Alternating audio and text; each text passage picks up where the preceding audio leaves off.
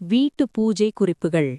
வீட்டில் பூஜை அறையில் தெய்வப் படங்களுடன் மறைந்த மூதாதையர் படத்தை சேர்க்காமல் தனியாக வைத்து வணங்கினால் சிறந்த பலன் கிடைக்கும். எள் விளக்கு ஏற்றக்கூடாது. ருத்ரம் சமகம் போன்றவற்றை வீட்டில் காலையில் தினமும் கேட்பது நல்லது. நாம் வீட்டில் கடவுளை வணங்கும்போது நின்றவாறே தொழுதல் குற்றமாகும். அமர்ந்தபடிதான் தொழுதல் வேண்டும். யாராவது தூங்கிக் கொண்டிருக்கும்போது காலை மாலை வேளைகளில் விளக்கேற்றக்கூடாது. தூங்குபவர்கள் எழுந்த பிறகுதான் விளக்கேற்ற வேண்டும். தூங்குபவர்களின் தலைக்கு நேராக தேங்காய் உடைக்கக்கூடாது. பூஜையின் போது விபூதியை நீரில் குழைத்து பூசக்கூடாது.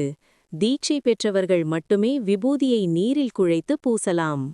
பூஜை அறையில் வழிபாடு முடிந்ததும் இடது நாசியில் சுவாசம் இருக்கும்போது பெண்கள் குங்குமமிட்டு கொண்டால் மாங்கல்ய விருத்தி ஏற்படும்.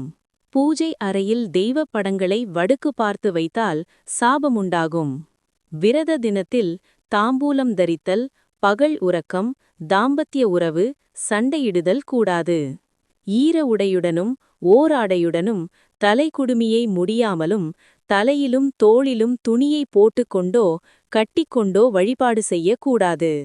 ஈர ஆடையுடன் வழிபட நேருமானால் ஈர உடையை ஓம் அஸ்திராய பட் என்ற 7 முறை கூறி உதறி உடுத்தலாம்.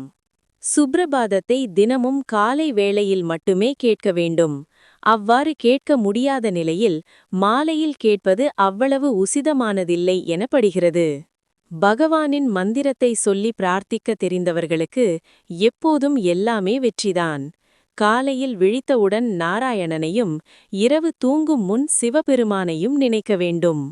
கஷ்டங்கள் நீங்க நினைத்தது நடக்க எளிய வழி தீபம் ஏற்றுவதுதான். தீப ஒளி இருக்குமிடத்தில் தெய்வ அனுக்கிரகம் நிறைந்திருக்கும். வீட்டில் எங்கெல்லாம் முடியுமோ அங்கெல்லாம் தீபம் ஏற்றி வைக்கலாம். தீபத்தில் உள்ள எண்ணெய்தான் எரிய வேண்டுமே தவிர திரி அல்ல. திரி எரிந்து கருகாமல் பார்த்து கொள்ள வேண்டும்.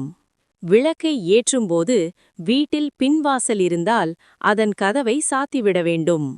காலையில் நின்று கொண்டு செய்யும் ஜபத்தால் இரவில் செய்த பாவமும், மாலையில் உட்கார்ந்து கொண்டு செய்யும் ஜபத்தால் பகலில் செய்த பாவமும் தொலைகிறது. விளக்கு